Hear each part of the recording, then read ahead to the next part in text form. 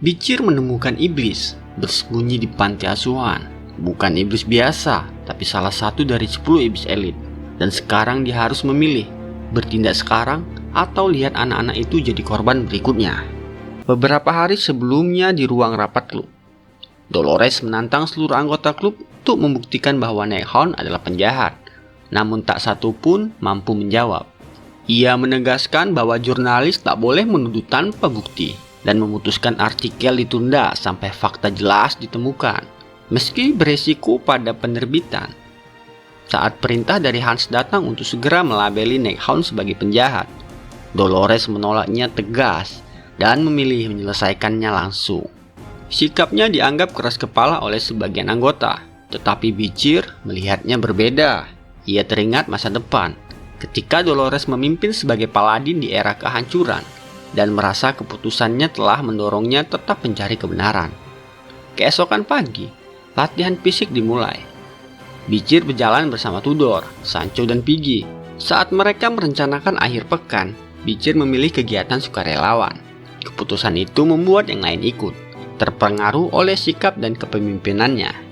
Namun tiba-tiba, Bicir mencium aroma busuk khas iblis dari seorang senior populer yang lewat bersama dua wanita. Menyadari kemungkinan itu adalah salah satu dari 10 iblis elit, ia menahan diri agar tidak membahayakan orang lain. Lalu diam-diam membututinya dengan menghilangkan hawa keberadaannya. Tetapi pengintaiannya terhenti ketika ia tanpa sengaja bertabrakan dengan Dolores, yang bahkan tak menyadari keberadaannya sebelumnya. Menyadari situasi tidak aman, Bicir menghentikan aksinya. Sementara itu, pria tersebut membawa kedua wanita ke tempat tersembunyi dan membunuh mereka tanpa jejak. Ia ternyata iblis elit bernama Dantalian. Dan ia menyadari kemampuan Bicir sebagai seorang gladiator tingkat tinggi yang kebal terhadap ledakan mana, dan kini mulai mengincarnya. Setelah insiden sebelumnya, klub jurnalis membahas kasus orang hilang di ibu kota. Anna menugaskan anggota baru menyelidiki salah satu kasus. Bicir memilih hilangnya 3 murid akademi karena terasa mencurigakan. Terlebih salah satunya baru saja ia lihat. Ia menyadari ini ulah iblis yang menyamar untuk mengalihkan perhatian. Di malam harinya, seorang pria bangun dan menatap keluar jendela. Dia adalah Dantalian dengan wajah barunya, bersama 4 bawahannya. Ia memburu identitas Nighthawk. Karena gagal mendapatkan informasi, ia menduga Nighthawk adalah organisasi rahasia dan memerintahkan perluasan pencarian dengan penyamaran baru di tempat ramai. Namun penyamaran mereka terbongkar oleh sang istri yang langsung dibunuh tanpa ragu. Dantalian kemudian berganti wujud lagi dan menyamar sebagai pendeta Quality dan keluarga Quo Vadis. Ia menemui Dolores yang datang untuk menuntut sistem pembebasan dosa dihapus karena tidak adil. Quality menolaknya, menganggap pembayaran sebagai hukuman, namun Dolores tetap bersikeras. Perdebatan berakhir ketika Quality menyuruhnya mengadu ke kardinal. Di balik ketenangannya, Dantalian menahan hasrat membunuh Dolores, menganggapnya karya sempurna yang ingin ia ambil di waktu yang tepat saat era kehancuran tiba. Sementara itu, Bicir datang ke panti asuhan milik keluarga Quo Vadis dengan dalih sukarelawan. Padahal ia menyelidiki petunjuk tentang iblis dari warisan Andromalius. Ia terkejut karena iblis berani menyusup ke keluarga suci. Saat teman-temannya ikut bergabung, situasi makin rumit. Bicir harus menyelidiki dan melindungi semua orang tanpa menimbulkan kecurigaan. Libur panjang 10 hari dimulai menjelang Paskah. Sebagian siswa pulang, sementara lainnya mengikuti kegiatan sukarela di panti asuhan. Tudor terkesan dengan suasana panti, sedangkan Piggy mencurigai pendeta Quality setelah melihat informasinya di papan pengumuman, terutama karena konflik dengan Dolores soal pembebasan dosa. Bicir juga mulai curiga dan ingin menyelidiki lebih jauh. Kegiatan dimulai dengan sambutan hangat anak-anak. Sinclair dan Bianca datang terlambat, memicu reaksi kesal Tudor. Sinclair terlihat antusias bertemu Bicir dan mencoba mendekatinya, sementara Bicir mengungkap bahwa mereka akan bekerja dalam tugas yang sama. Namun, sosok yang paling ingin diperiksa Bicir, yaitu pendeta Quality, tidak muncul. Saat bermain, Tudor dan yang lainnya mulai berbaur, tetapi Bicir justru dihindari karena sikapnya yang dingin. Ia mencoba mendekati seorang anak pendiam bernama Peri, namun gagal meski sudah berusaha bersikap ramah.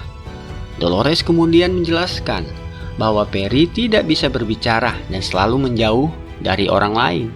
Bahkan orang-orang mencoba dekat dengannya, sering menghilang secara misterius.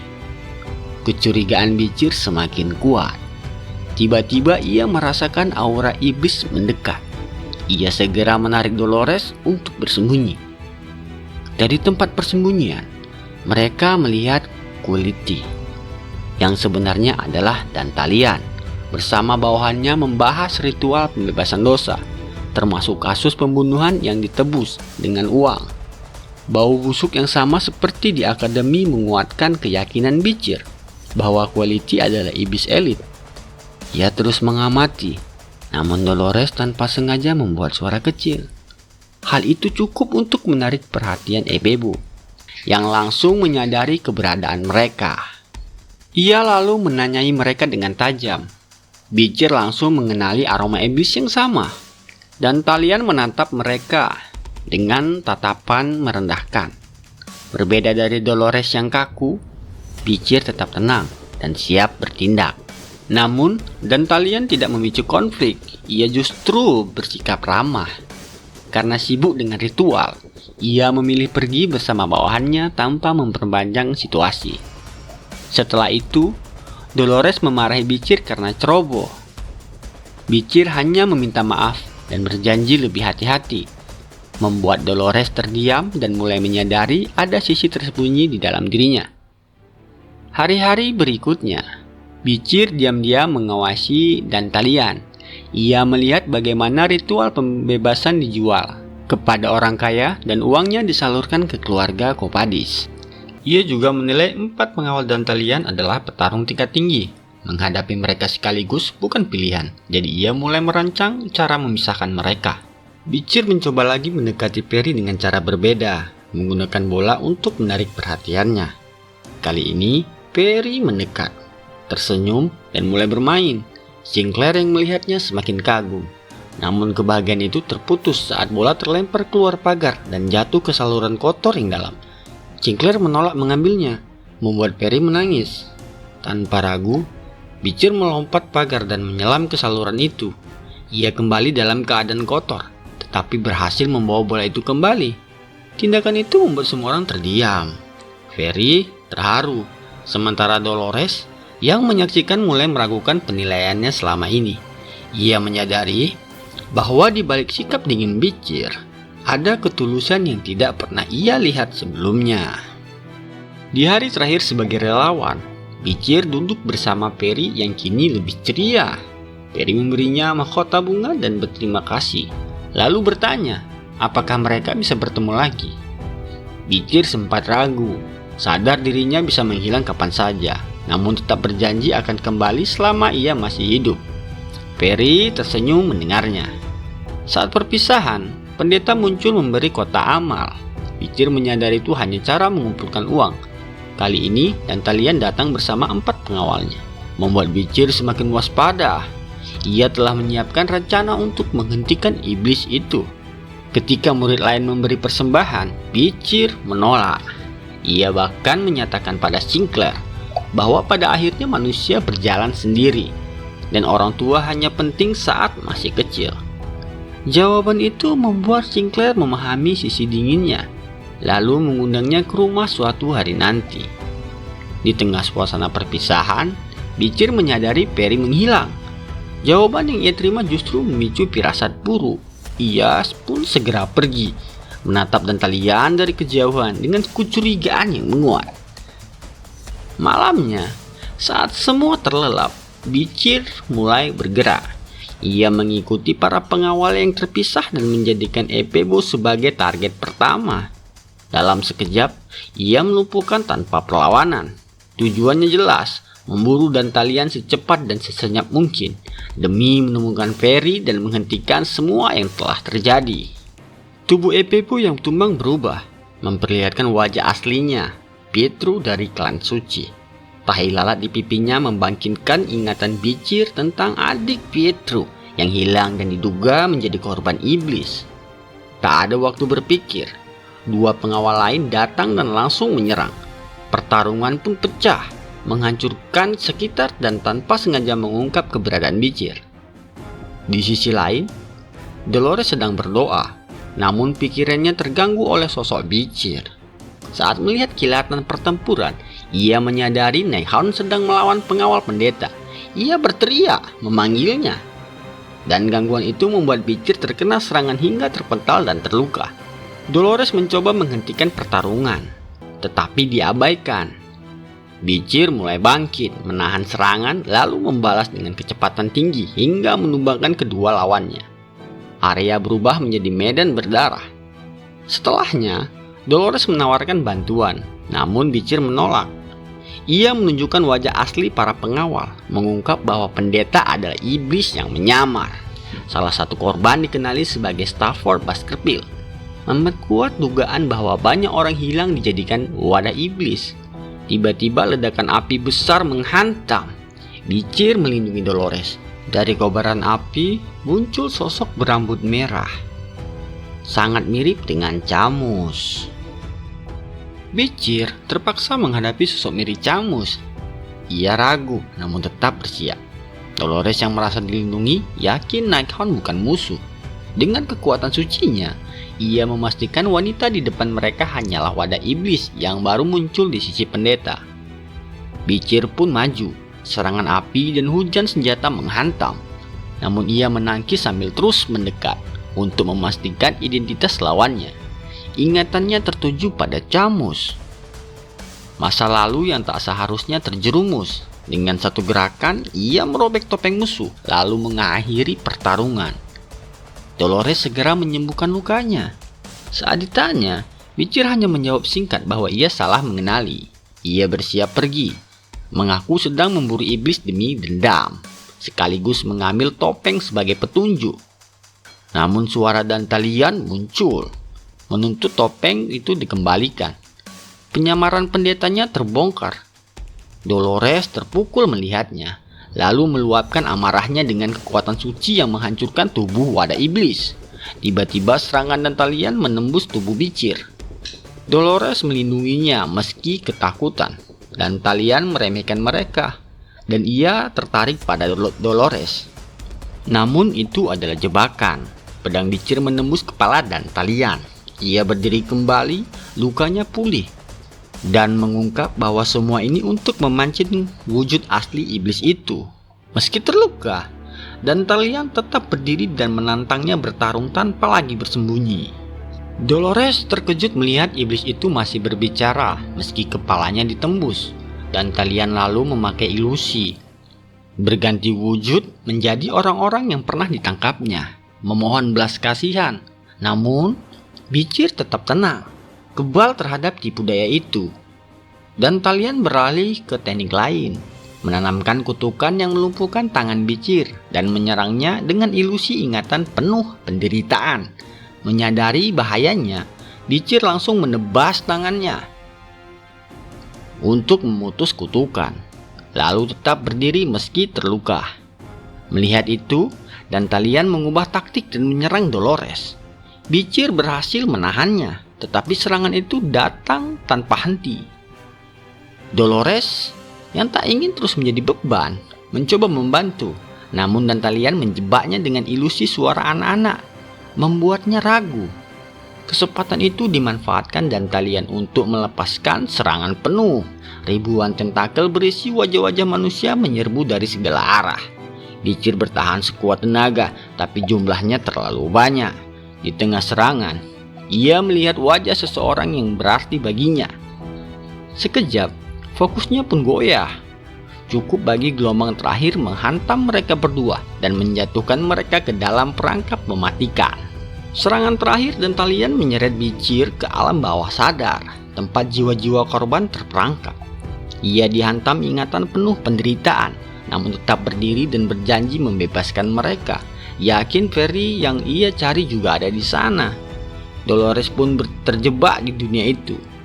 Dan talian muncul, mengejek dan menyerangnya secara mental, menyebutnya beban. Ia mengakui kelemahannya, tapi memilih bangkit. Kekuatan sucinya meledak, mengguncang dunia itu dan mulai membebaskan jiwa-jiwa. Cahaya Dolores menjangkau Bitchir di ambang kehancuran. Ia bertemu Perry dan menyadari tujuan sejatinya. Saat cahaya itu menyelamatkannya, jiwanya bangkit kembali bersama anak-anak yang terbebas. Dunia dan talian pun runtuh. Kekuatan suci dan aura Bitchir menyatu, mendorong melampaui batas hingga mencapai tingkat master pedang. Dengan tekad penuh amarah, ia maju, siap mengakhiri iblis itu. Dolores berdiri di belakang Bitchir, merasakan resonansi jiwa mereka memperkuat kekuatan suci hingga menciptakan kawasan permurnian. Di dalamnya, kekuatan Bitchir melonjak, membuat Dantalian sadar dirinya tak lagi memiliki peluang. Bitchir menyerang dengan kecepatan kilat, menghantam dan menekan iblis itu. Tahu ia akan kalah, Dantalian mencoba menghancurkan segalanya dengan wujud terakhirnya. Dolores memperingatkan, namun Bitchir tetap tenang dan memusatkan seluruh kekuatannya pada satu tebasan. Serangan itu membelah dunia buatan Dantalian, menghancurkan panti asuhan hingga terbelah dua. Getaran terasa hingga luar, menandai lahirnya kekuatan setara master pedang. Keesokan harinya, kota dilanda ketakutan. Dolores mengungkap kebenaran di depan publik, membongkar praktik penebusan dosa dengan uang, termasuk keterlibatan ayahnya. Ia menegaskan bahwa dosa tak bisa ditembus dengan emas, menandai awal jalannya melawan korupsi spiritual. Di sisi lain, Bitchir menguburkan Perry dan bersumpah melanjutkan perjuangannya, menciptakan dunia di mana anak-anak bisa hidup tanpa ketakutan. Di akademi, suasana ruangan redaksi memanas. Dolores marah karena artikelnya dituduh bohong, terutama soal peran Nighthound dalam serangan sebelumnya. Hans menolak artikel itu mentah-mentah. Ia menunjukkan bagian yang menyinggung sisi gelap klan Copadis dan daftar nama dari buku penghapusan dosa yang bisa menyeret Kardinal Humbert. Ia juga meragukan sumber Dolores yang tak jelas asal-usulnya. Situasi pun semakin memanas saat Hans mengungkap bahwa tekanan bukan datang dari Humbert, melainkan dari sosok di atasnya. Dolores pun takut, namun tetap yakin Nighthound bukan musuh, melainkan sosok yang melawan kegelapan sendirian. Meski begitu, ia sadar tujuannya terlalu berbahaya untuk dipahami orang lain, termasuk Hans. Ia memilih mundur, tapi diam-diam bertekad membantu suatu hari nanti. Di sisi lain akademi, Tudor kelelahan setelah kegiatan relawan, sementara Piggy justru menikmatinya. Tudor mengajak Bitchir berlatih, namun ia menolak. Bitchir memilih menyendiri di kamarnya, mengenang saat ia mencapai level master pedang dan hadiah langka yang didapat. Potongan kain yang membentuk topeng kuno dengan kekuatan hampir setara pedang Beelzebub. Saat dipakai, topeng itu memulihkan mana dan stamina dengan cepat, tapi juga mengubah wujudnya menjadi anjing. Setelah beberapa percobaan, Bitchir menyadari itu bukan efek samping, melainkan kemampuan. Ia bisa berubah bentuk sesuka hati. Ini memberinya cara bergerak diam-diam tanpa dicurigai. Tak lama kemudian, telur milik Madam mulai menetas. Seekor makhluk kecil berbulu hitam lahir dan langsung menganggap Bitchir sebagai induknya. Namun makhluk itu kelaparan dan menolak untuk makan, membuat Bitchir harus mencari makanan lain. Saat keluar, ia melihat Piggy diintimidasi Grenally dari klan Leviathan yang merendahkan Piggy dan teman-temannya sebagai kaum lemah dan tak layak berada di akademi. Piggy akhirnya melawan secara verbal, tapi kalah kuat. Saat serangan hendak terjadi, Tudor menahan pukulan. Disusul Chanso memperingatkan mereka. Bitchir kemudian datang dan berdiri bersama mereka. Ketiganya menghadapi Grenally, sementara Piggy gemetar, bukan karena takut, tapi karena tahu ia tidak sendirian. Siang yang semula tenang pecah saat ketegangan antara kubu Grenoli dan kelompok Tudor memuncak di lorong akademi. Tudor berdiri di depan melindungi Piggy yang masih terguncang, sementara Grenoli melontarkan ejekan tajam, merendahkan Tudor karena berteman dengan orang miskin. Tudor membalas tegas bahwa akademi tak pernah mengajarkan diskriminasi. Justru pelakunya lebih rendah dari yang dihina. Sindiran itu membuat Grenoli marah, yang kemudian menyombongkan diri soal insiden Neckhound dan mengklaim ia bisa menangkapnya. Tiba-tiba, ia menyebarkan gas beracun. Meski diperingatkan Tudor, ia mengabaikannya dan menyebutnya sebagai pertunjukan. Gas memenuhi lorong hingga semuanya menutup hidung. Di tengah kekacauan, Madam Junior di bahu Bicir menyedot seluruh racun dalam sekejap, membuat udara kembali bersih. Grenoli terkejut dan curiga pada Bicir, namun menutupi rasa malunya dengan alasan bahwa itu hanya ujian. Ia kembali menghina Tudor sebagai petarung bodoh, hingga akhirnya Tudor menantangnya bertarung dengan taruhan memalukan bagi yang kalah. Grenoli menerima tanpa ragu, lalu ia pun pergi. Setelahnya, Piggy meminta maaf, tapi Tudor menenangkannya dan mengajak bekerja sama. Ia dan Sancho di depan, Piggy menyusun strategi dan Bicir di belakangnya. Piggy mulai percaya diri, namun Bicir menolak karena sudah terikat pada kelompok lain, membuat mereka panik karena peluang menang menurun. Hari penilaian pun tiba. Arena Akademi Colosseum dipenuhi sorakan saat Dolores muncul.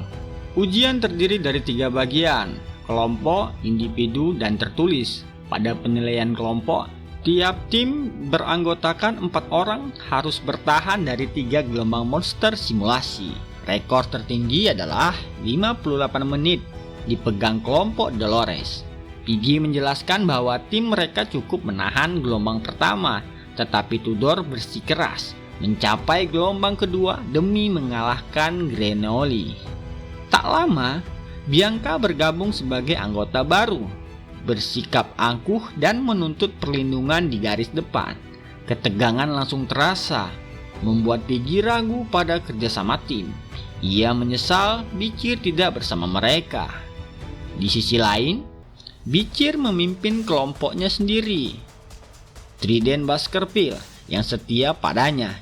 Ia memerintahkan mereka menciptakan kekacauan sementara ia bergerak dari bayangan.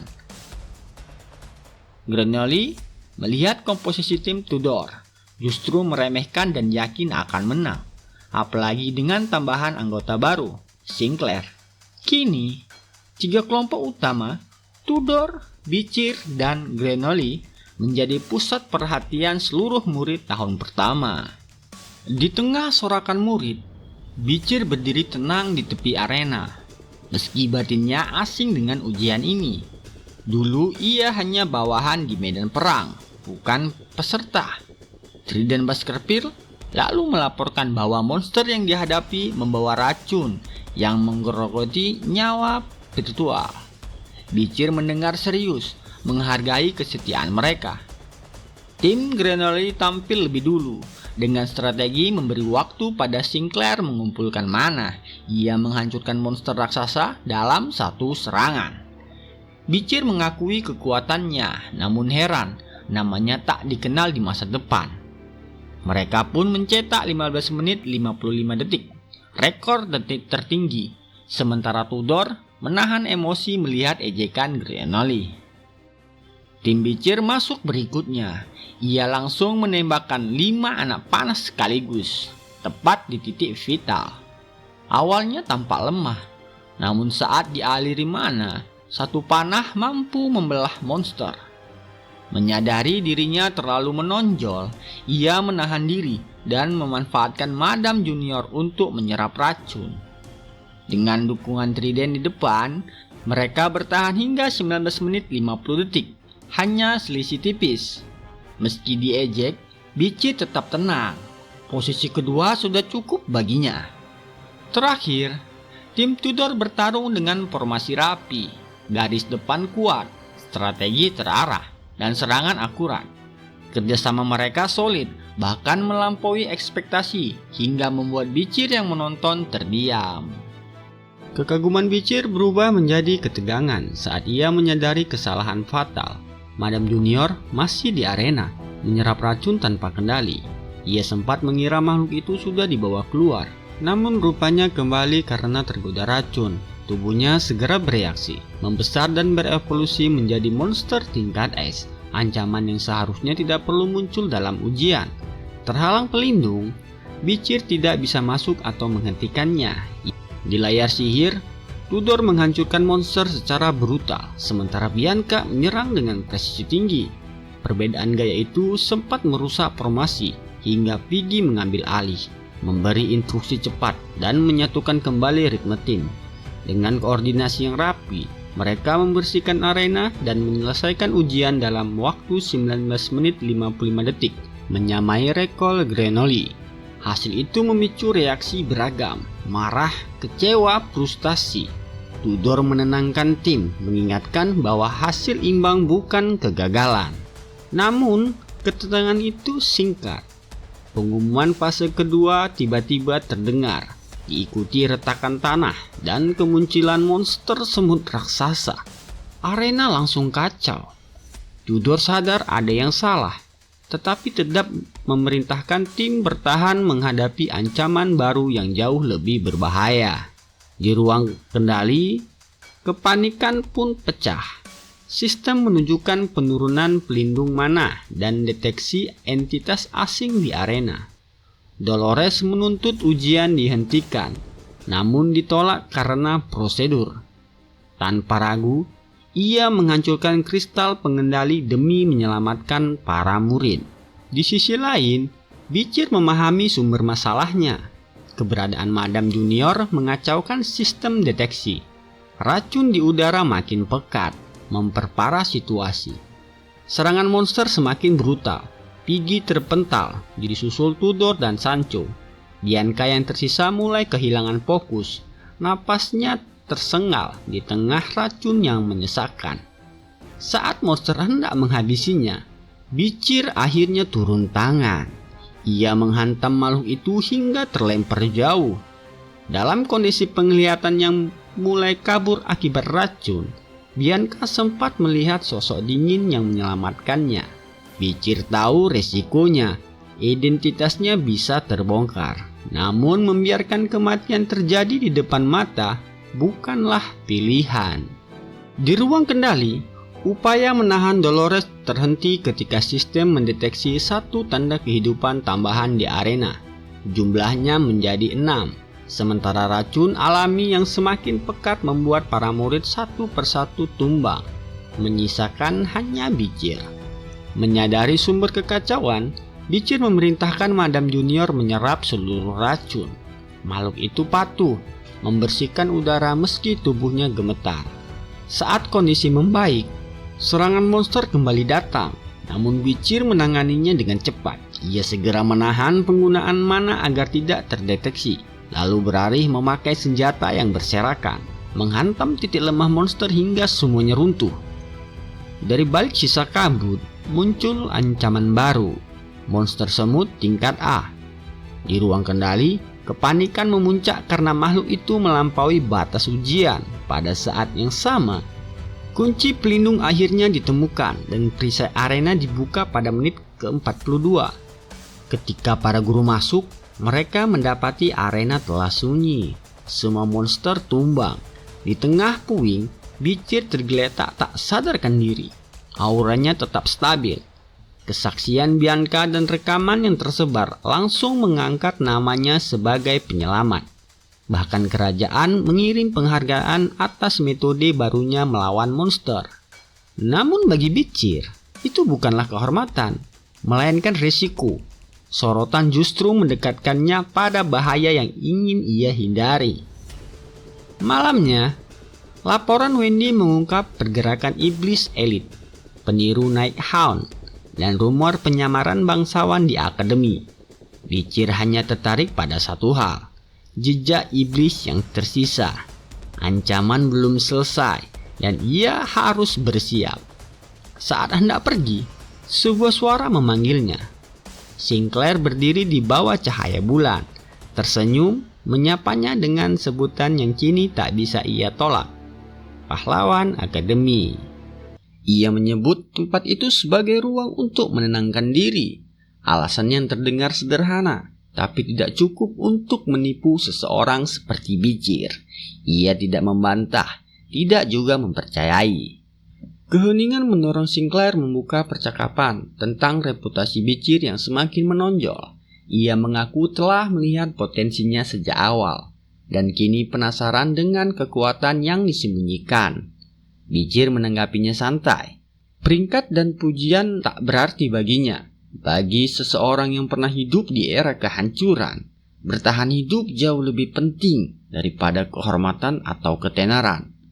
Sinclair menilai jawabannya janggal, lalu mengalihkan topik. Bijir memberikan penjelasan tentang rencananya setelah ujian, namun Sinclair menangkap bahwa itu hanya kedok. Sebaliknya, Bijir juga mencurigai Sinclair sebagai agen kerajaan yang menyamar, sesuai dengan laporan Wendy. Keesokan harinya, aktivitas akademi kembali normal. Tudor masih kesal karena kalah taruhan dan menuduh Bijir menyembunyikan kekuatan. Tuduhan itu ditepis singkat. Tak lama, Piggy membawa berita tentang kemunculan kembali kriminal misterius Nighthound yang menyebabkan banyak korban. Bijir segera menyimpulkan adanya dua peniru, situasi yang berpotensi memperumit pergerakannya. Ia memutuskan akan menanganinya sendiri setelah ujian selesai. Ujian kedua dimulai dengan tes serangan melawan golem. Di arena pertama, Tudor kewalahan menghadapi Profesor Hans dan akhirnya tumbang setelah satu serangan telak. Ia mendapat nilai 35, memicu keluhan dari Bianca yang hanya meraih 31 dan merasa sistem penilaian tidak adil. Perdebatan pun terjadi, diperparah oleh Granoli yang menyombongkan hasil setara dengan Tudor sambil meremehkan peserta lainnya. Ketegangan meningkat, namun ditahan. Hasil akhir akan ditentukan di ujian berikutnya. Bianca kemudian memperingatkan tentang Profesor Sade, penguji paling berbahaya. Dikenal brutal dan tidak terduga. Nama itu langsung mengubah suasana. Di arena lain, ketakutan menjadi nyata. Para murid tak mampu bertahan di bawah tekanan Sade. Piggy dan Sancho tumbang tanpa perlawanan berarti. Bahkan Sinclair dikalahkan dengan mudah. Nilainya 0. Satu persatu peserta runtuh hingga arena menjadi sunyi. Ketika debu mereda, hanya satu orang yang masih berdiri, yaitu Bijir. 30 menit sebelum ujian, Sancho sudah menunjukkan semangatnya. Ia menganggap tes serangan sebagai ajang membuktikan 1 lawan 1. Sinclair sempat mempertanyakan sikap itu, namun Sancho menegaskan bahwa hari itu akan menentukan siapa yang benar-benar kuat. Perhatian murid beralih saat Profesor Sade muncul dengan sebotol minuman keras. Teguran diabaikan, ia menenggaknya habis, bahkan menelan pecahan kaca, lalu menyindir bahwa kadar itu tidak cukup membuatnya mabuk. Di tengah kebingungan, hanya Bijir yang tetap tenang mengamati setiap gerakannya. Ujian pun dimulai. Nama Sancho dipanggil. Dengan percaya diri, ia menyerang lebih dulu, namun langsung dipatahkan. Golem menangkis serangannya, sementara sihir pendukung Sade menghancurkan pertahanannya. Dalam hitungan detik, Sancho tumbang dengan luka serius. Tanpa emosi, Sade menegaskan bahwa hanya mereka yang mampu bertahan dalam situasi hidup dan mati yang layak disebut pejuang. Bijir dan yang lainnya segera mengapokasi Sancho. Sinclair, yang menilai tindakan itu melampaui batas, menentang balik. Meski diperingatkan, ia tetap maju. Pertarungan berubah menjadi duel harga diri. Sinclair mengaktifkan sihirnya, namun sebelum mantranya selesai, golem sudah menghantam lebih dulu. Konsentrasinya pun runtuh. Tubuhnya terhempas, dan Sade menegaskan bahwa dunia nyata tidak memberi waktu untuk bersiap. Sinclair pun tumbang. Ujian berlanjut. Piggy maju dalam kondisi gentar. Tanpa kesulitan, Sade mematahkan senjatanya dan menjatuhkannya dengan satu serangan. 3 murid telah runtuh tanpa perlawanan berarti. Melihat itu, Bicir akhirnya bergerak. Ia turun ke arena tanpa emosi. Sade menyambutnya dengan ketertarikan, lalu menggerakkan golem untuk menyerang. Namun Bicir tak bereaksi berlebihan. Dalam satu gerakan singkat, ia melepaskan anak panah. Serangan itu tampak meleset. Beberapa detik kemudian, Profesor Sade terhuyung. Anak panah itu menancap tepat di matanya. Kendali golem pun terputus dan arena seketika hening. Bicir tetap berdiri tenang, seolah tidak terjadi apa-apa. Teriakan Profesor Sade menggema hingga terdengar di arena lain. Han segera menuju ke sumbernya, mengira Sade kembali bertindak berlebihan. Namun setibanya di lokasi, ia justru menemukan Sade tergeletak dengan anak panah menancap di matanya. Di sekelilingnya, para murid berguguran dalam kondisi parah. Tudor panik melihat Sancho, Piggy, dan Sinclair tak berdaya. Hans menuntut penjelasan. Bicir menjawab dengan tenang. Ia hanya menargetkan golem, tetapi panahnya meleset. Penjelasan itu sulit diterima karena belum pernah ada murid tahun pertama melukai profesor, apalagi sekelas Sade. Dengan sigap, Dolores segera menangani korban. Sinclair mengalami gangguan mana serius. Sancho menderita patah tulang dan Piggy luka barat. Amarahnya tertahan, namun ia tetap profesional, bahkan menawarkan perawatan pada Sade sambil menyatakan akan melaporkannya. Namun Sade menolak, bangkit dengan kebencian, lalu pergi setelah melempar ancaman pada Bicir. Beberapa hari kemudian, ujian telah usai. Sinclair tetap di peringkat pertama, diikuti Grenoli dan Tudor, sementara Bicir berada di posisi 21. Namun perhatian akademi justru tertuju padanya. Murid yang melukai Sade dan dijuluki penghancur mata. Popularitasnya melonjak, bertolak belakang dengan rencananya untuk tetap tidak menonjol. Ia mulai menahan diri, sadar satu kesalahan lagi akan memperburuk situasi. Di ruang klub, Dolores menunjukkan berita tentang Neckhound yang dituduh menghancurkan menara jam dan menyerang makam pahlawan. Bicir menyadari bahwa pelakunya kemungkinan peniru, apalagi Wendy sebelumnya melaporkan hal serupa sebelum menghilang. Polanya jelas, seseorang sedang membangun teror atas namanya. Malamnya, Bicir menuju makam untuk memastikan. Ia membersihkan zombie dengan cepat menggunakan Anubis, lalu menangkap jejak aroma iblis yang tersamarkan. Sumbernya mengarah ke panti asuhan lama. Di sana, seorang wanita berdiri dalam lingkaran sihir hitam, menyelesaikan ritual kebangkitan. Sosok yang bangkit dipanggil Rose. Wanita itu memperkenalkan dirinya sebagai Camus, kakak yang telah lama hilang. Camus berhasil menemukan kembali adiknya, Rose, berkat kontraknya dengan iblis elit Shire, kemampuan yang memungkinkannya memanggil jiwa orang mati. Saat hendak pergi, tekanan besar tiba-tiba memenuhi area. Bicir muncul, menghentikannya tanpa basa-basi, dan menuntut kebenaran. Camus mengakui dirinya adalah gabungan manusia dan iblis. Pengakuan itu langsung memicu niat membunuh. Bagi Bicir, semua iblis harus dimusnahkan. Serangan dimulai. Panah Bicir melesat, namun Camus menghindar dan membalas dengan sihir hitam, memanggil makhluk dari jiwa anak-anak yang pernah menjadi korban. Bicir terpaksa menghancurkan mereka, memicu ledakan besar. Camus memanfaatkan kekacauan untuk melarikan diri bersama Rose.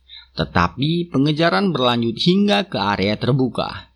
Melihat panah khas suku Balak, kemarahan Camus memuncak. Ia menuduh Bicir terkait tragedi masa lalunya dan bersumpah membalas.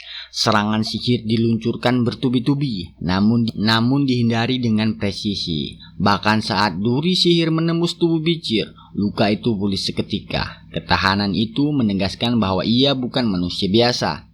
Bicir menilai Sherry lebih lemah dari iblis elit yang pernah dihadapinya. Terdesak, Camus memanggil kekuatan terlarang, golem raksasa tingkat tinggi, namun makhluk itu dihancurkan dalam satu serangan. Teknik tersebut membuat Camus menyadari lawannya jauh lebih berbahaya dari yang ia kira. Benturan berikutnya memicu ledakan besar. Saat debu mereda, topeng Bicir retak, sementara Camus berlutut akibat pembalikan mana yang menghancurkan tubuhnya. Dalam kondisi hampir pingsan, ia hanya memohon agar tidak ditinggalkan lagi. Bicir tetap tanpa balas kasihan. Ia mengangkat senjatanya, bersiap mengakhiri semuanya. Bicir bergerak untuk mengakhiri pertarungan, namun serangannya terhenti ketika Rose tiba-tiba melindungi Camus. Reaksi itu tidak wajar bagi makhluk bangkit.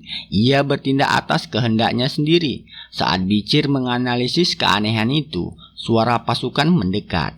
Profesor Sade memimpin penyergapan. Sebelum tertangkap, Rose mengaktifkan teleportasi darurat. Bicir mencoba menghentikan mereka, tetapi Rose kembali menahan serangan dengan tubuhnya. Dalam sekejap, keduanya menghilang, meninggalkan jejak mana. Pasukan yang tiba hanya menemukan reruntuhan dan topeng Nighthound. Sade murka, menyalahkan keterlambatan timnya. Keesokan harinya, suasana akademi berubah drastis. Setelah ujian berakhir, rencana festival pun diumumkan. Klub menyiapkan rumah hantu dengan sistem undian kostum. Kegembiraan memenuhi ruangan, kontras dengan kekacauan malam sebelumnya. Namun Bicir tetap diam. Ia menyadari kesalahan besar, membiarkan iblis elit lolos. Pemikirannya beralih pada keterbatasan sendiri. Teknik yang ia miliki belum sempurna, terutama tahap berikutnya yang menuntut sesuatu yang hampir hilang darinya, emosi manusia. Bagi seseorang yang dibentuk tanpa itu, kelemahan ini menjadi ancaman nyata. Undian pun berlangsung. Dolores mendapatkan kostum Nighthound dan menerimanya tanpa ragu, meski bertentangan dengan reputasinya. Saat giliran Bicir tiba, reaksi berubah. Hasil undian itu di luar dugaan. Malam festival pun tiba. Akademi dipenuhi cahaya, keramaian, dan antrean panjang di rumah hantu klub mereka. Semua anggota sibuk menjalankan peran masing-masing. Di tengah suasana itu, Dolores tampil mencolok dengan kostumnya, sementara Hans yang datang dengan ragu justru terpukau oleh kualitas makanan di sana. Di balik dapur, Bicir yang dikenal sebagai pemburu iblis bekerja dalam diam, mengolah setiap hidangan dengan ketepatan tanpa celah, seperti saat ia menghabisi lawannya. Malam festival berlangsung meriah. Lampu berkelap-kelip, tawa memenuhi udara, dan aroma makanan menyebar ke seluruh penjuru. Di tengah keramaian, Piggy kewalahan mencatat pesanan, sementara Bicir tetap tenang di dapur kecil mereka, memastikan setiap hidangan keluar sempurna. Baginya, memasak bukan sekedar pekerjaan, itu adalah sisa-sisa masa lalu. Masa ketika bertahan hidup berarti memakan apapun yang ada, dari rumput liar hingga makhluk beracun. Dari penderitaan itu, ia belajar bahwa rasa hanyalah kemewahan. Kini, justru dari pengalaman itulah ia mampu mengubah bahan sederhana menjadi hidangan istimewa. Aroma masakannya menarik perhatian banyak orang, termasuk Dolores dan Profesor Barnes yang mengamati dari jauh. Bianca sempat memanggil Bicir untuk menyapa pengunjung, tetapi Tudor menahannya. Namun, di tengah kesibukan itu, sesuatu berubah. Seseorang bertopeng dari kejauhan melepaskan sedikit mana, cukup untuk memancing perhatian. Bicir langsung menyadarinya. Tatapannya menajam ke arah sumber energi itu. Sosok tersebut membuka topengnya. Ia adalah Osiris. Tanpa menarik perhatian, Bicir membawanya ke belakang toko. Osiris sempat bercanda melihat penampilannya, sebelum tiba-tiba membuka jubahnya. Seorang anak kecil melompat keluar dan langsung memeluk Bicir erat sambil menangis. Osiris menjelaskan bahwa ia diizinkan membawa Nian yang terus merindukan Bicir hingga menolak makan. Kini, anak itu tampak sehat dan ceria, bahkan dimanjakan berlebihan oleh Hugo. Mendengar itu, sesuatu dalam diri Bicir yang lama terkunci mulai terguncang. Setelah suasana tegang, Osiris menyampaikan pesan serius. Ia meminta Bicir sekali menemui Nian, karena anak itu terus menunggunya. Osiris melaporkan bahwa konflik lama antara klan mesin Medunaro dan keluarga Baskerville akhirnya terselesaikan. Komisi yang dulu dimulai oleh Bicir berhasil mengungkap kebenaran. Permintaan maaf resmi telah disampaikan kepada Wendy, dan pihak yang bersalah kini diadili. Meski luka lama belum sepenuhnya sembuh, kerjasama perlahan dimulai. Sebelum pergi, Osiris menyerahkan sebuah kotak kecil berisi surat dan cincin tua dari Hugo. Cincin itu langsung dikenali Bicir, artefak yang pernah digunakan Andromalius. Namun yang lebih berat adalah suratnya. Osiris hanya memberi satu petunjuk singkat. Sejak Nian hadir, Hugo berubah. Tak lama kemudian, Osiris menghilang. Festival mulai mereda. Di bawah cahaya yang mulai redup, Bicir akhirnya membuka surat itu. Hugo menulis bahwa kekuatan sejati tidak hanya berasal dari latihan, tetapi dari kemampuan untuk merasakan kembali. Alih-alih tersentuh, Bicir justru menggenggam surat itu erat. Rahangnya mengeras. Ia menolak pendapat Hugo. Di sisi lain akademi, festival masih berlangsung. Namun Bianca justru terlihat murung di tengah keramaian. Tatapannya kosong, seolah ada sesuatu yang mengganggunya. Dari kejauhan, sepasang mata merah mengawasi Rose dengan rambut merah menyala berjalan bersama Camus yang mengenakan jubah hitam. Mereka memasuki area festival dengan tujuan jelas, untuk menyamar. Camus membelikan berbagai makanan, membuat Rose tampak menikmati suasana, meski langkah mereka tetap mengarah pada seseorang yang sedang mereka cari. Camus tenggelam dalam pikirannya. Ia membayangkan hidup yang seharusnya ia miliki, berada di akademi bersama orang yang ia cari. Namun itu mustahil. Kehadirannya malam ini bukan untuk bernostalgia, melainkan memastikan identitas Nighthound. Kecurigaannya muncul sejak lama.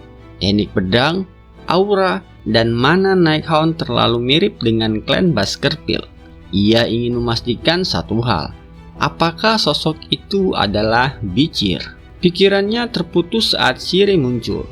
Iblis dalam tubuhnya itu menegur dan mencoba mempengaruhi kehendaknya. Camus menolak, menegaskan bahwa kontrak mereka hanya untuk satu tujuan, menemukan dan menghidupkan kembali Bicir. Shire sempat mengungkap bahwa Rose masih hidup berkat campur tangannya, tetapi Camus tidak peduli. Tiba-tiba, Shire mencium sesuatu, aroma seseorang yang telah membantai banyak iblis. Camus langsung bergerak menembus keramaian tanpa ragu. Ia berhenti di depan toko kecil klub redaksi. Sumber aura itu berasal. Namun saat melihat sosok yang ia kira Nighthound, semuanya runtuh. Yang berdiri di sana adalah seseorang wanita.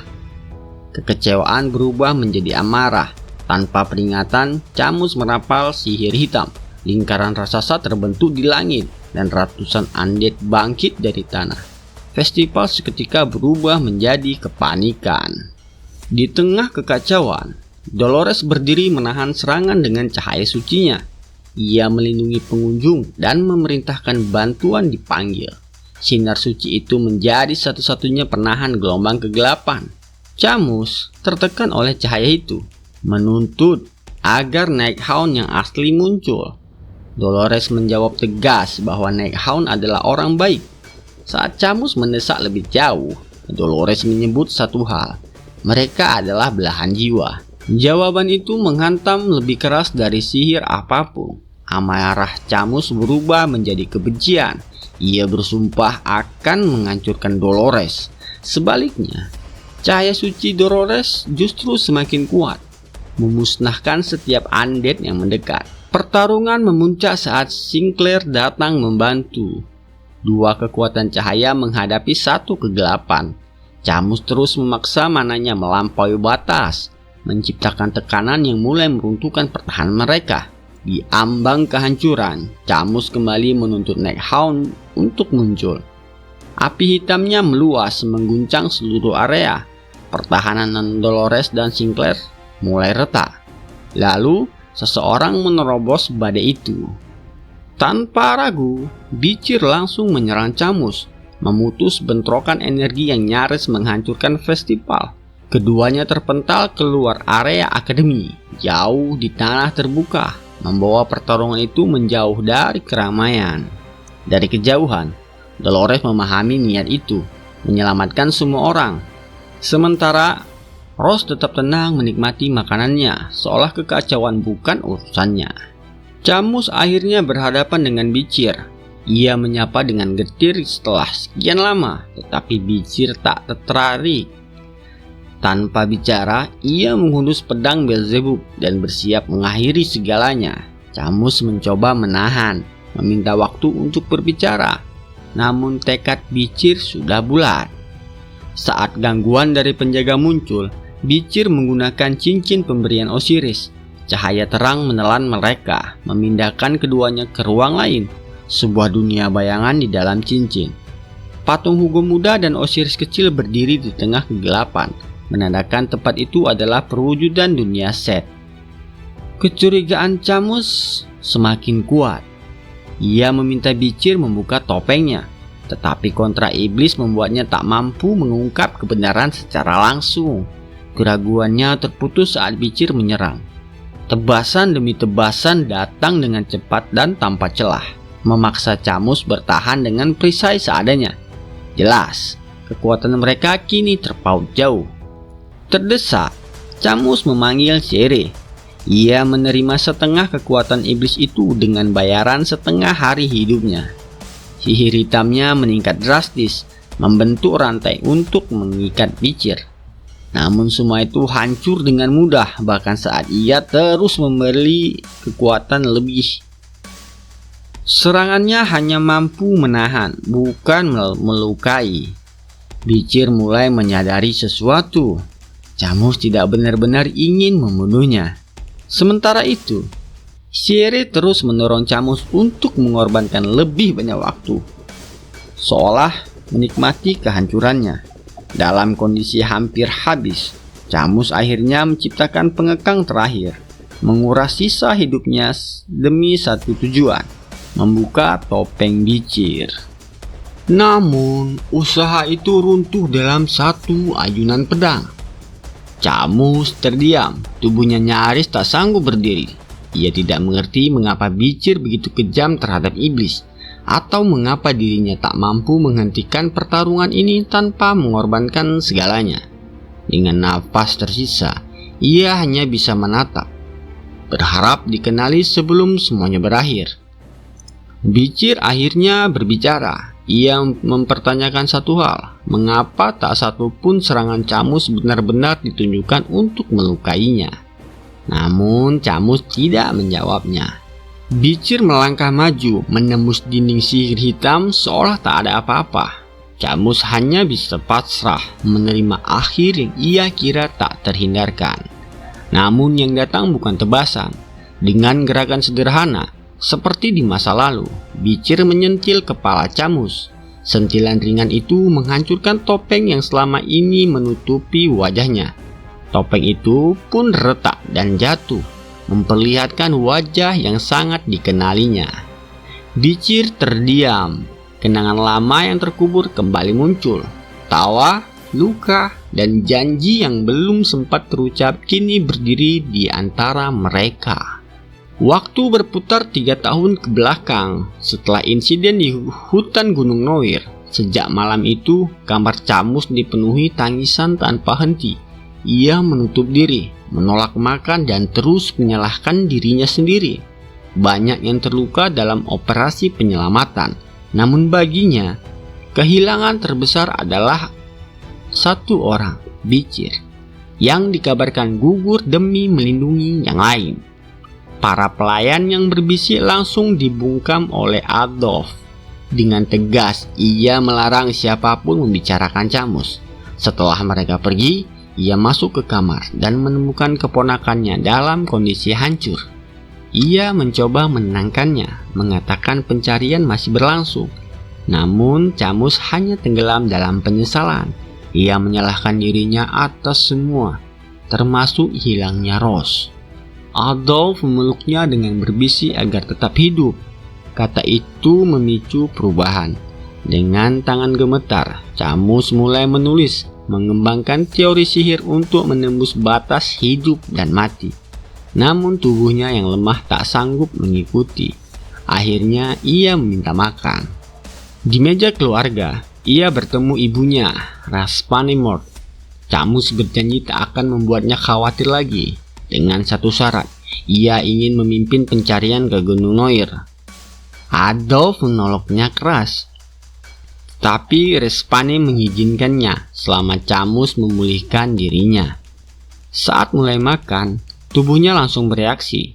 Setelah berhari-hari tanpa asupan, ia muntah. Meski begitu, Camus memaksa diri melanjutkan. Setiap suapan menjadi penembusan, janji untuk mengembalikan Beecher. Kabar kebangkitannya menyebar. Namun di balik itu, Camus perlahan menghilang. Ia berjalan di jalur yang lebih gelap. Pada suatu malam, ia tiba di kastil tersembunyi milik gerbang kegelapan. Di sana ia menemukan Snake dan menyatakan niatnya bergabung, meninggalkan gerbang cahaya. Keputusan itu mengejutkan, tetapi Camus tidak ragu. Ia siap kehilangan identitasnya demi satu tujuan. Saat Snake mengetahui bahwa Camus telah mencoba sihir terlarang untuk membangkitkan jiwa, ia langsung menolaknya. Namun Camus tetap teguh. Ia bahkan menunjukkan kekuatan yang telah ia capai sendiri, cukup untuk membuat Snake berubah pikiran. Akhirnya, ia diterima dengan satu syarat, patuh sepenuhnya. Camus menerimanya tanpa ragu. Semua yang ia lakukan hanya menuju satu hal, mengorbankan apapun, bahkan hidupnya sendiri, demi menemukan dan menghidupkan kembali Beecher. Snake membawa Camus ke tempat tersembunyi jauh di bawah tanah, pusat latihan gerbang kegelapan. Di sana, ujian awalnya dimulai. Dalam waktu singkat, Camus mampu memanggil dan mengendalikan makhluk tak bernyawa, sesuatu yang biasanya memakan waktu bertahun-tahun. Snake kagum melihatnya, namun juga gelisah. Ia tahu potensi itu luar biasa dan berbahaya. Bagi Camus, itu belum cukup. Ia ingin membangkitkan seseorang secara sempurna. Snake menjelaskan risikonya. Peluangnya hampir nol. Namun Camus tetap yakin. Ia percaya jiwa Beecher cukup kuat untuk kembali. Melihat tekad itu, Snake akhirnya memilih membantu, meski hatinya ragu.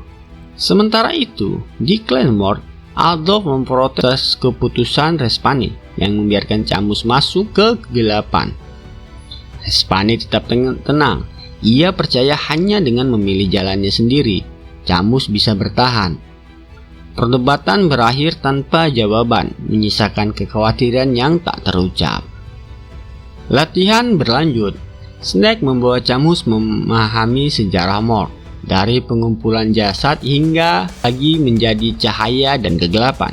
Ia menjelaskan satu hal sederhana. Dunia butuh keduanya untuk tetap seimbang.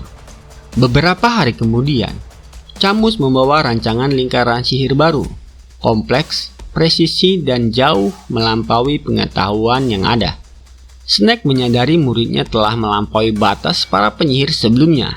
Saat Camus meminta bantuan, ia melihat sesuatu yang aneh, bukan kegelapan, melainkan ketulusan.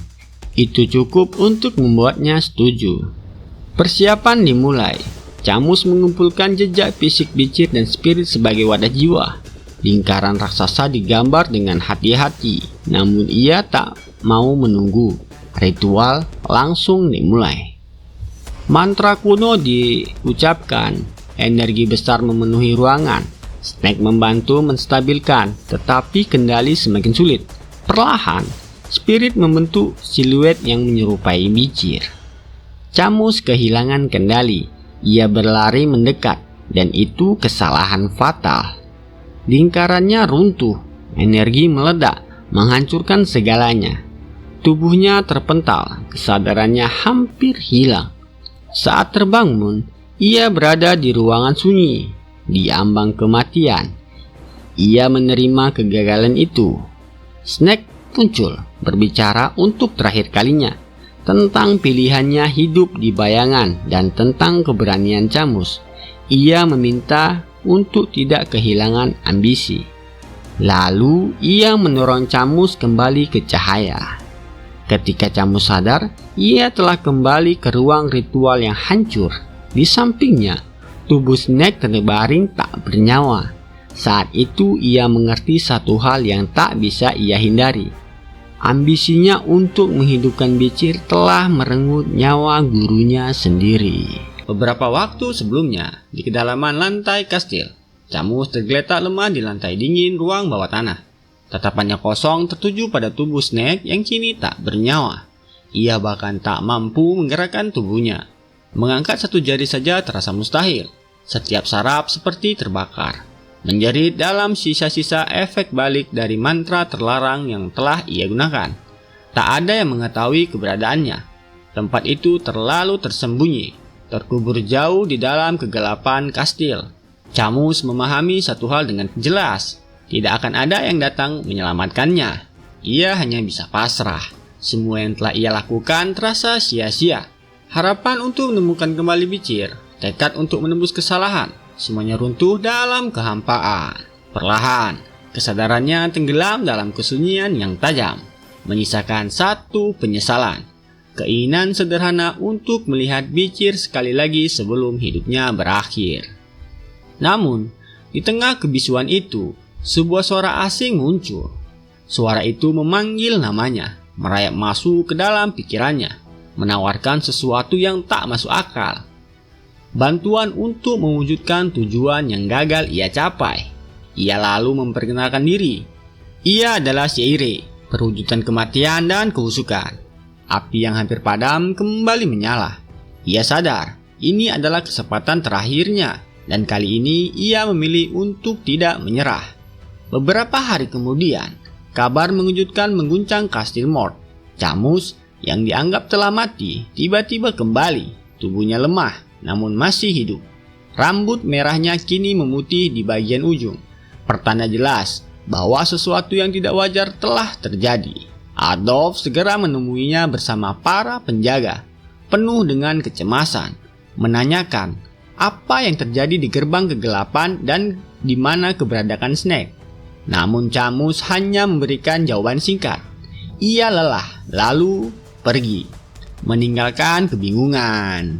Di hari yang sama, dalam ruangan pribadinya, Camus menyelesaikan kontrak dengan Seire. Perjanjian itu memiliki 3 syarat. Seire akan membantu menemukan Bicir, dimanapun keberadaannya. Sebagai imbalan, Camus harus menyerahkan kendali tubuhnya selama 1 jam setiap hari. Dan ia dilarang mengungkapkan keberadaan maupun isi kontrak tersebut kepada siapapun. Pelanggaran atas salah satu syarat berarti tubuh dan jiwanya sepenuhnya menjadi milik sang iblis.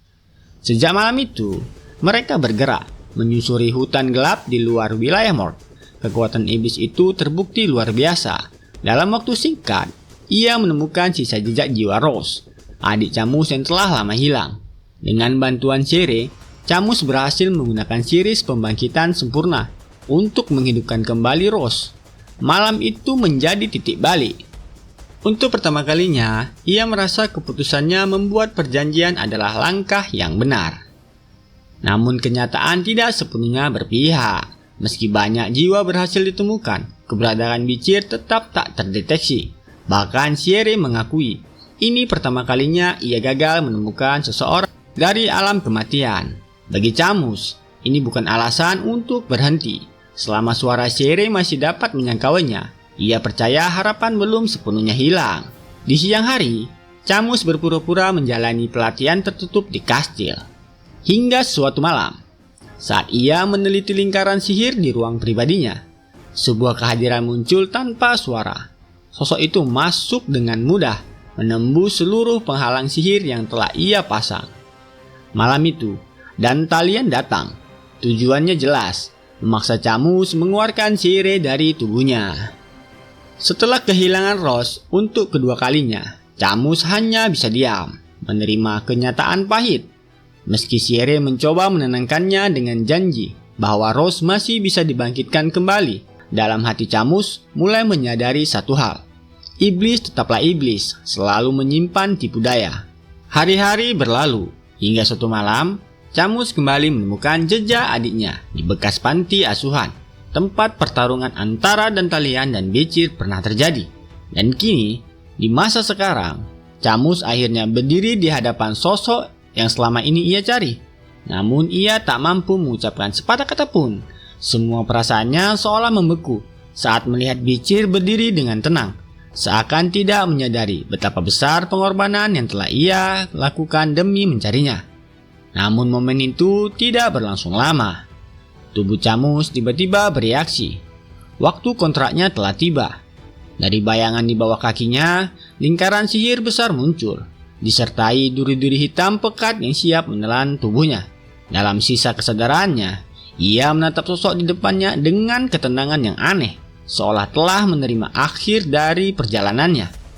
Duri-duri itu menembus tubuhnya. Darah segar mengucur ke tanah. Namun keterkejutan yang muncul bukan karena rasa sakit, melainkan karena ia menyadari tubuh yang tertusuk itu bukan miliknya. Becir berdiri di depannya menjadi perisai, sekali lagi melindungi hidupnya seperti di masa lalu. Camus hanya bisa menatap, tak mampu menolak. Dalam diam, ia mengerti sejak awal Becir telah mengetahui segalanya tentang kontraknya dengan Sire, tentang alasan dibalik semua kebisuannya. Namun semua itu kini tak lagi penting. Waktunya telah habis. Kegelapan perlahan menyelimuti tubuhnya. Kesadarannya terkikis hingga akhirnya Sire mengambil alih sepenuhnya. Dari tubuh Camus yang perlahan kehilangan kendali, sesuatu mulai bangkit, membentuk sosok utuh Sire. Kini sepenuhnya menjelma dengan tubuh Camus sebagai wadah barunya. Dengan tawa rendah penuh ejekan, iblis itu menatap Becir, seolah baru saja memenangkan permainan. Baginya, kemenangan itu sederhana. Tanpa sadar, Becir telah membantunya mengambil alih tubuh Camus sepenuhnya. Ia menyebut Camus kini terlelap dalam tidur panjangnya. Mungkin tak akan pernah terbangun lagi. Tanpa memberi ruang untuk berpikir, Sire langsung menyerang. Muncul puluhan makhluk tak bernyawa. Mereka menyerbu dari segala arah. Namun Becir merespon dengan kecepatan yang nyaris tak terlihat, menghindari setiap serangan, menjejak tanah dengan presisi, bersiap menghadapi musuh yang jelas melampaui batas manusia biasa. Sire mengamati dengan tajam, ada ketertarikan dalam tatapannya. Ia segera menyadari bahwa sosok di hadapannya bukan manusia biasa. Dengan tawa angkuh, Sire mulai memancing. Ia menceritakan bagaimana Camus berjuang mati-matian untuk menghidupkan kembali Becir, melanggar hukum sihir, menentang dunia, hingga akhirnya menyerahkan diri pada kegelapan. Bagi Sire, semua itu hanyalah hiburan, sebuah bukti bahwa manusia berbakat sekalipun bisa jatuh karena harapan palsu. Kata-kata itu menghantam Becir. Dalam diam, pikirannya bergejolak. Ia menyadari besarnya pengorbanan Camus dan harga yang harus dibayar gadis itu. Amarah mulai bangkit. Ia mengangkat senjatanya, siap mengakhiri semuanya. Namun Sire menghentikan dengan satu kalimat. Jika tubuh ini dihancurkan, jiwa Camus akan ikut lenyap. Langkah Becir terhenti. Dalam sekejap, keseimbangan berubah. Sire kini bebas menyerang tanpa batas. Gelombang serangan berikutnya datang lebih brutal. Sihir hitam menyebar seperti racun, memanggil makhluk kegelapan. Becir menebas satu demi satu. Namun setiap yang tumbang justru melahirkan yang baru. Tekanan itu terus meningkat. Sire menertawakannya, merendahkan, menyebutnya tak lebih dari manusia lemah yang mencoba melawan iblis elit. Serangan berikutnya akhirnya menembus pertahanan Becir. Tubuhnya terpental keras, menghantam dinding batu. Luka dalam mulai terlihat, namun matanya tetap terbuka. tetap fokus dan belum menyerah. Di tengah rasa sakit, ingatannya kembali. Keputusan masa lalu mengorbankan yang ia pilih untuk menghentikan kehancuran. Namun keputusan itu justru menyeret Camus ke dalam kutukan yang panjang. Ia tahu satu kebenaran pahit. Untuk mengalahkan iblis yang terikat pada manusia, keduanya harus dimusnahkan. Namun kali ini, ia menolak pilihan itu. Bagi Bicir, ini bukan sekedar pertarungan. Ini tentang seseorang yang tetap bertahan meski dunia menentangnya. Dari keyakinan itu, ia mulai mencari celah sekecil apapun. Sementara itu, Sierre mendekat dengan langkah santai, penuh percaya diri. Ia berbicara tentang masa depan, tentang dunia yang akan dikuasai iblis, karena manusia terlalu lemah untuk menolak kekuatan yang ditawarkan. Dalam satu serangan, tubuh Bicir kembali terlempar, menghancurkan patung batu di belakangnya. Darah mengalir dari sudut bibirnya. Dalam benaknya, sempat terlintas pemikiran dingin. Jika harus memilih antara satu jiwa dan keselamatan dunia, maka pengorbanan Camus adalah harga yang logis. Namun, pikiran itu runtuh. Ia telah melihat sendiri kekuatan hati gadis itu, keteguhan yang tak masuk akal. Dan dari situlah, satu harapan muncul. Sierre kini berdiri tepat di hadapannya, memandang rendah.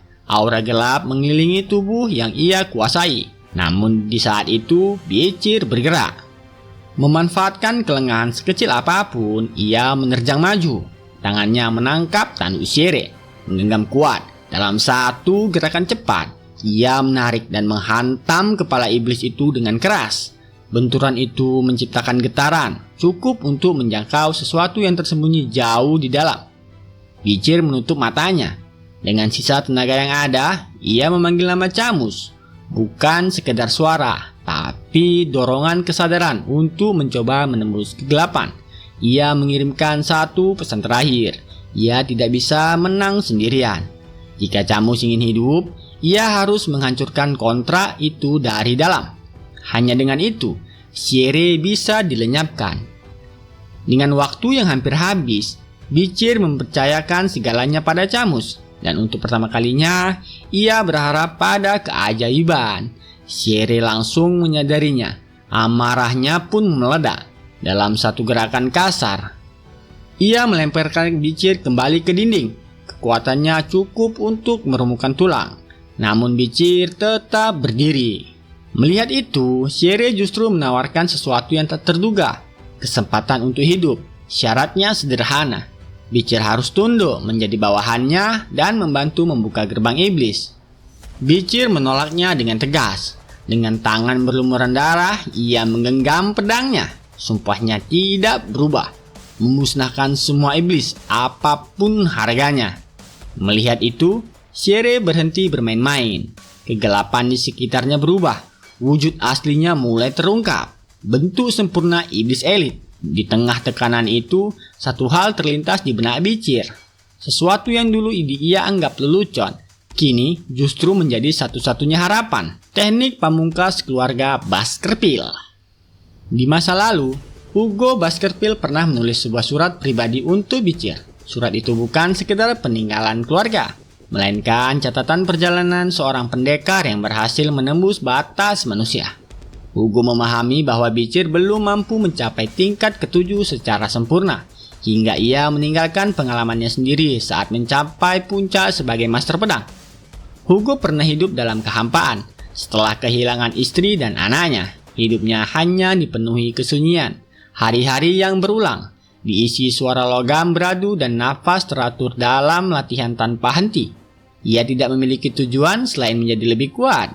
Namun, sekeras apapun ia berlatih, batas ketujuh tetap tidak bisa ia tembus. Dalam kebuntuan itu, Hugo mulai mencari pengetahuan lain. Perjalanannya membawa pada sebuah naskah kuno.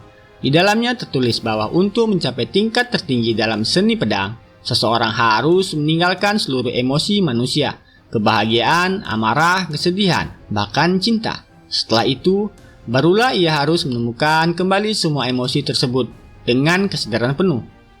Hugo mengikuti ajaran itu tanpa ragu. Ia menghapus semua perasaan hingga tak tersisa, menjadikan dirinya kosong, tanpa arah, tanpa jiwa, tanpa makna. Namun kehampaan itu justru menyeretnya ke jurang kegilaan.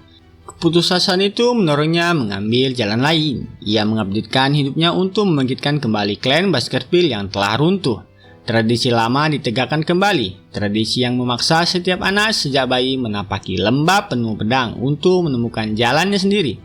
Di antara ribuan bilah tajam yang bergetar ditiup angin, Hugo menyaksikan sebuah kejadian yang mengubah segalanya. Seorang bayi kecil bertahan lebih lama dari siapapun. Tubuhnya terluka, namun ia terus maju tanpa menyerah, hingga akhirnya menjatuhkan diri ke sungai Styx. Dalam momen itu, sesuatu di dalam diri Hugo yang telah lama membeku mulai bergerak. Emosi yang hilang, kebahagiaan, kemarahan, kesedihan, kembali dalam satu waktu, menyatu menjadi kesadaran baru.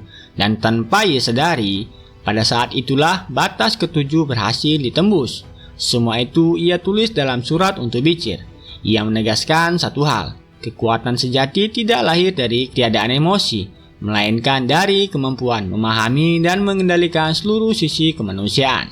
Kini, di medan pertempuran melawan Shire, isi surat itu seolah hidup di hadapan Beecher. Serangan demi serangan menghantam tanpa henti. Sihir hitam meluap, menghancurkan tanah dan udara di sekitarnya. Luka yang terus bertambah membuat tubuhnya mendekati batas. Perbedaan kekuatan terlihat jelas. Shire berada di tingkat yang tak bisa dicapai manusia biasa. Di tengah tekanan itu, ingatan tentang surat mulai muncul. Kata-kata Hugo menjadi satu-satunya pegangan. Amarah dan kesedihan masih ada dalam dirinya. Namun dua hal lain, kebahagiaan dan cinta, belum sepenuhnya ia pahami. Serangan terus datang tanpa memberi ruang bernapas. Dalam kondisi diambang kehancuran, Beecher memaksa tubuhnya bergerak. Ia mengerahkan sisa tenaga untuk mengaktifkan teknik ketujuh Baskerville. Meskipun belum sempurna, energi di sekitarnya mulai bergetar hebat. Mana yang terkumpul menekan udara, memunculkan gemuruh seperti petir. Namun itu belum cukup. Serangannya hanya mampu meratakan sebagian kecil pertahanan Shire sebelum dihancurkan oleh gelombang balasan yang jauh lebih kuat. Pertarungan berubah menjadi adu ketahanan. Tubuh Vanna melawan kekuatan kegelapan tanpa batas. Dalam kondisi itu, satu hal menjadi jelas. Batas sejati bukan ditentukan oleh kekuatan fisik, melainkan oleh sejauh mana seseorang memahami dirinya sendiri. Tak lama kemudian, tubuh Beecher terikat sepenuhnya. Rantai energi hitam dari sihir Shire mengekang setiap sendinya. Lingkaran sihir raksasa terbentuk di bawah kaki Shire, berputar dengan pola kompleks berlapis-lapis. Dari dalam, ribuan tangan iblis muncul, saling bertumpuk, lalu melesat menuju tubuh Beecher yang tak mampu bergerak. Ledakan besar mengguncang segalanya. Tanah terbelah, pilar-pilar runtuh, medan pertempuran berubah menjadi puing-puing. Di tengah kawah besar, tubuh Beecher tergeletak, penuh luka hingga hampir tak dikenali. Serangan terakhir Shire telah menembus tubuhnya. Luka yang seharusnya mustahil disembuhkan, namun ia tidak tumbang. Dengan tubuh yang nyaris hancur, ia tetap mencoba bangkit, jatuh, lalu bangkit kembali, seolah dorongan untuk terus bertarung jauh lebih kuat daripada rasa sakit yang menghancurkan dirinya. Dan di saat itulah, sesuatu yang tak terduga terjadi. Dari dalam kesadarannya yang nyaris padam, kontrak yang mengikat Camus mulai retak. Dengan sisa kekuatan jiwanya, Camus melawan. Ia berhasil memutuskan sebagian dari perjanjian yang menahannya. Cahaya samar muncul dari tubuh Shire, tanda bahwa ikatan di antara mereka mulai melemah. Melalui ikatan jiwa itu, Camus mengirimkan pesan terakhir. Sekarang adalah saatnya. Shire menyadari perubahan itu. Ia segera menyerang dengan brutal, berusaha menutup celah sebelum semuanya lepas dari kendalinya. Namun keadaan telah berubah. Serangan yang sebelumnya tak terhindarkan kini bisa ditepis. Gerakan Beecher menjadi lebih cepat, lebih berat dan jauh lebih tajam. Setiap langkahnya membawa tekanan besar, tanda bahwa sesuatu dalam dirinya telah benar-benar terbangun. Setelah perjalanan panjang, penuh kehilangan dan pertarungan, Beecher akhirnya memahami makna kekuatan yang dimaksud Hugo. Seluruh emosinya menyatu. kebahagiaan karena Camus tidak pernah melupakannya, kemarahan atas kesalahannya sendiri di masa lalu, kesedihan melihat penderitaan yang harus ditanggung orang lain karena dirinya. Dan dari semua itu lahir tekad baru, tekad untuk menembus segalanya tanpa bantuan siapapun. Aura yang terpancar darinya berubah. Energinya bergetar seperti badai, mengalir ke dalam pedang yang ia genggam. Dalam satu tarikan napas, teknik ketujuh Baskerville akhirnya bangkit dengan sempurna. Kekuatan itu melampaui batas manusia, dan untuk pertama kalinya berada pada level yang mampu menandingi iblis di hadapannya. Serangan itu membelah Shere, memisahkan iblis tersebut dari tubuh Camus yang telah berjuang keras, membatalkan kontrak terkutuk dari dalam. Dalam sekejap, tubuh Shere hancur, lenyap, bersama pusaran energi gelap yang menyelimutinya. Pertempuran akhirnya berakhir. Bagi Bichir, sensasi yang ia rasakan berbeda dari sebelumnya. Tidak ada dorongan eksternal seperti saat menerima kekuatan dari luar. Kekuatan ini lahir dari dirinya sendiri, dari kesadaran yang telah melampaui batas manusia biasa. Pandangan itu kemudian beralih pada Camus. Tubuh gadis itu terbaring lemah. Bichir mencoba mendekat, namun langkahnya goyah. Akibat luka parah pada tubuhnya, ia kehilangan tenaga dan ambruk. Belum sempat memastikan keadaan Camus. Dalam kesadaran yang mulai memudar, hanya satu harapan yang tersisa, bahwa suatu hari mereka akan bertemu kembali, di waktu dan tempat yang lebih tepat.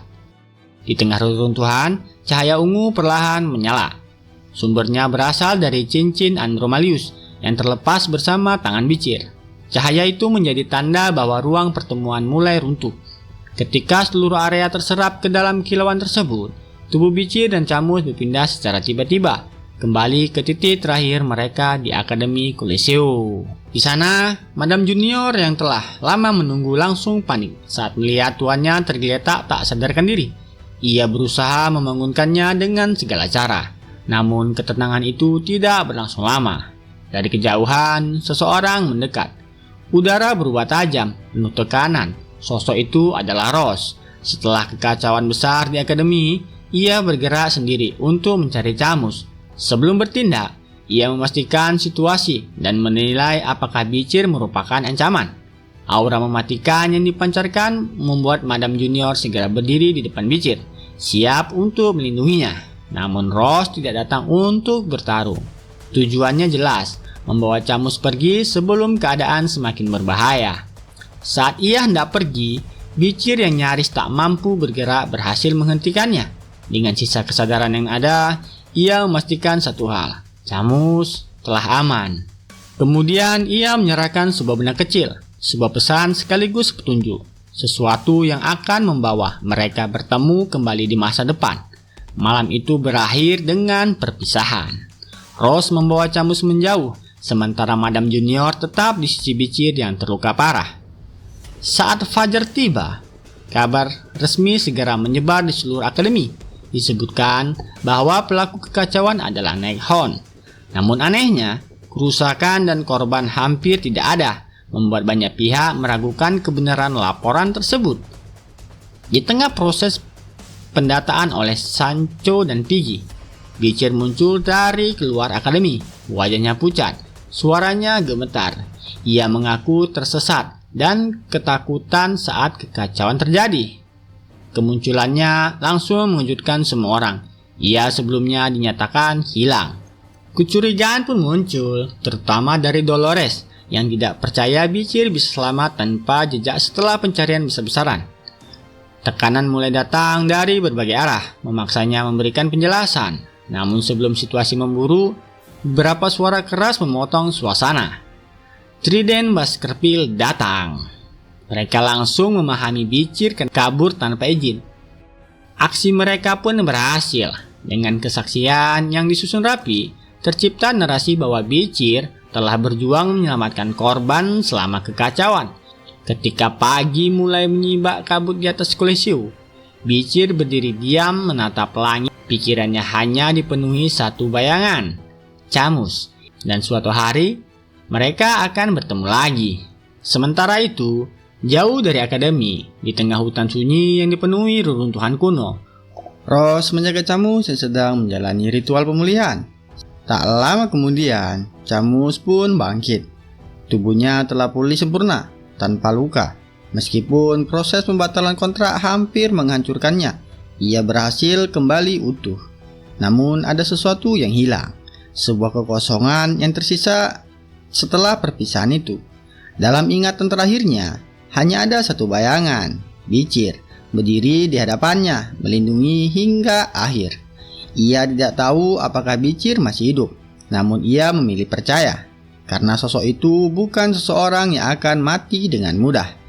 Namun ketenangan itu tidak bertahan lama. Suara lirih terdengar, dalam bentuk spiritual yang nyaris lenyap. Shere masih ada. Dia marah dan penuh kebencian. Ia menuduh Camus berlaku curang, karena pembatalan kontrak itu tidak sepenuhnya memusnahkannya, melainkan menjebaknya dalam bentuk jiwa rapuh.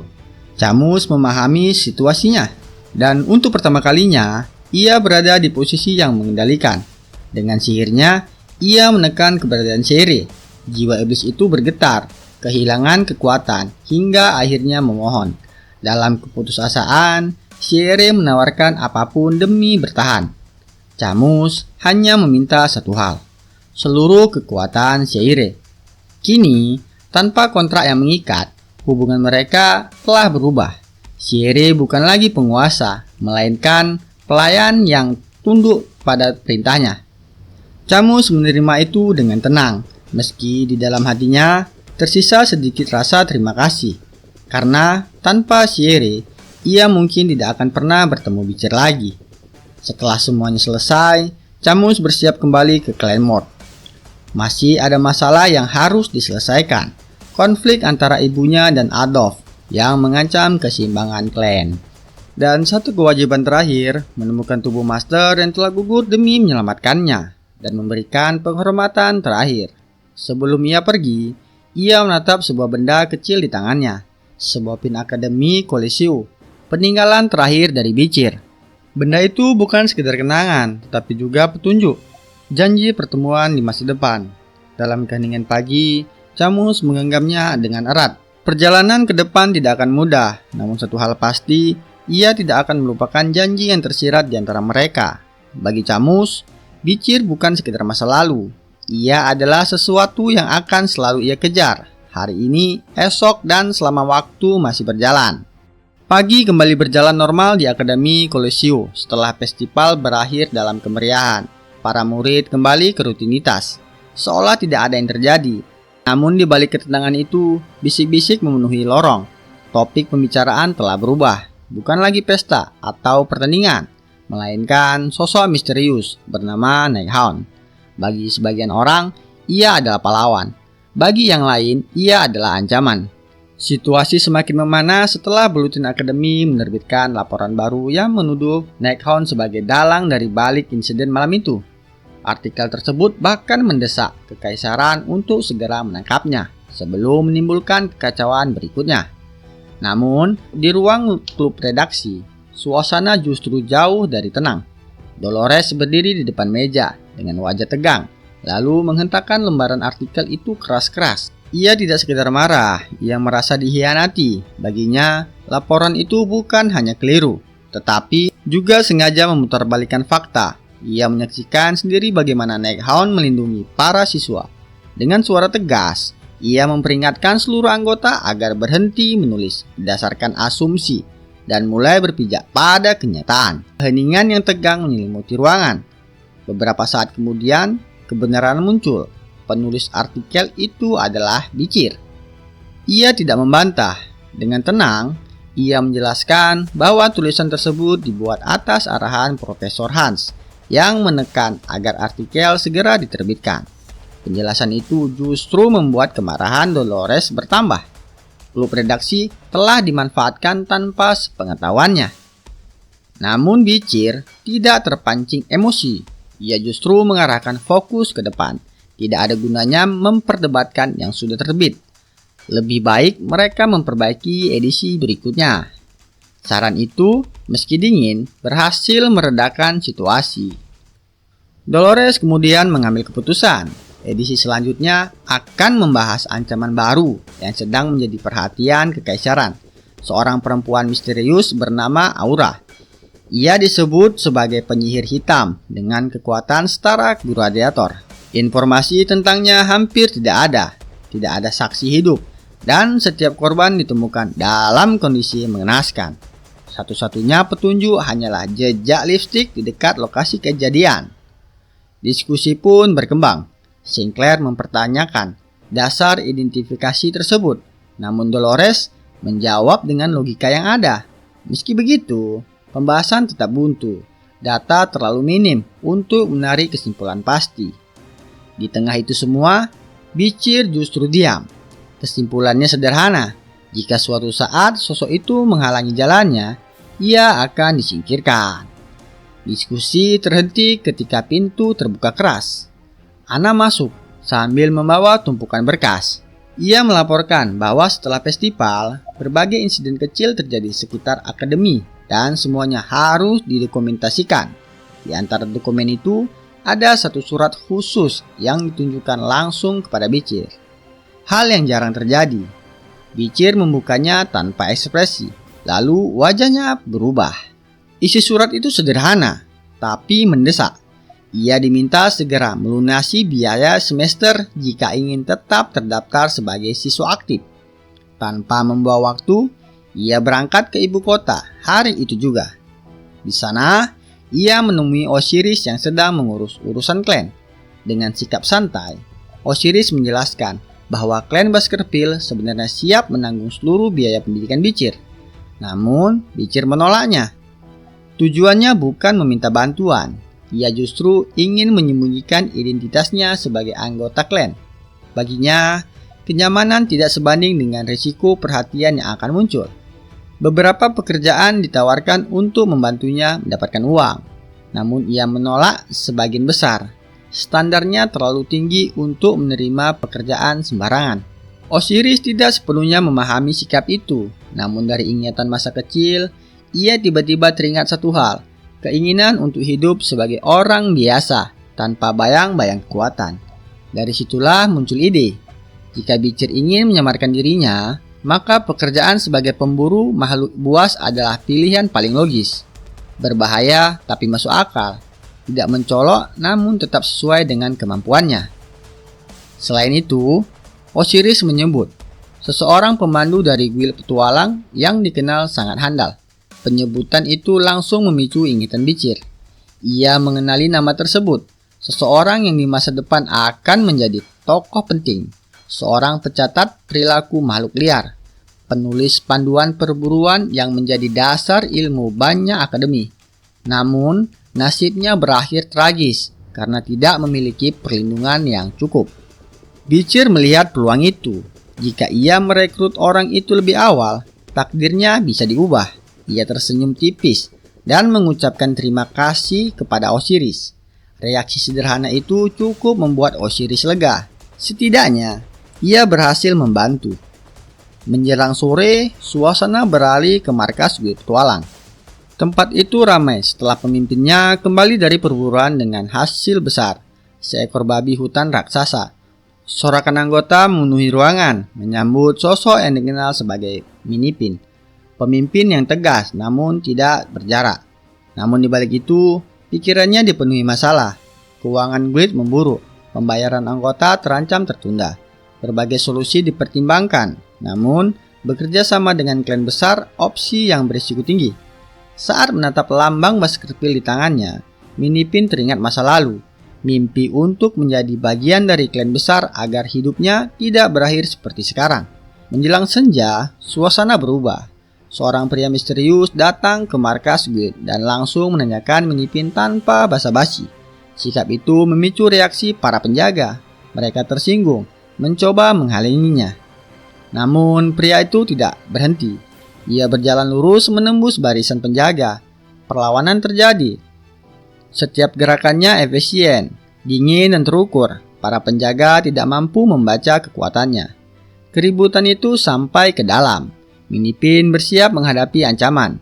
Namun sebelum ia bertindak, pria itu sudah berdiri di hadapannya. Tanpa ancaman, tanpa emosi, ia meletakkan sebuah gulungan di atas meja. Dokumen resmi, permintaan untuk menggunakan jasa Guild. Awalnya Minipin menganggap itu hal biasa, namun ketika ia membaca isi dan melihat disegelnya, tubuhnya langsung menegang. Nama yang tercantum bukan nama sembarangan. Orang yang berdiri di depannya adalah Bicir, bukan sekedar klien, melainkan awal dari perubahan besar yang akan menggeser arah hidupnya sepenuhnya. Dan begitulah akhir dari part kali ini. Kalau kalian menikmati konten yang kami bawakan, jangan lupa tinggalkan like dan dukung channel ini. Terima kasih banyak sudah menonton sampai akhir, dan sampai jumpa lagi di video berikutnya.